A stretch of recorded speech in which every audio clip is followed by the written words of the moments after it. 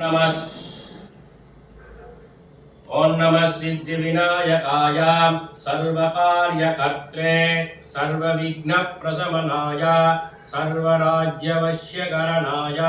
सर्वजन सर्वस्त्री पुरुषाकर्षणाय श्रीं ओम स्वाहा ओम श्रीं ह्रीं क्लीं ग्लौं गङ्गणपतये वरवरद सर्वजनमेव समानय स्वाहा पूर्णाहुति उत्क्रमाञ्जुगोति सर्वं वै पूर्णाहुतिः सर्वमेवाप्नोति अतो यं वै पूर्णाहुतिः अस्यामेव प्रतिष्ठति इदः पूर्वं प्राणमुद्दिदेहं धर्माधिकारः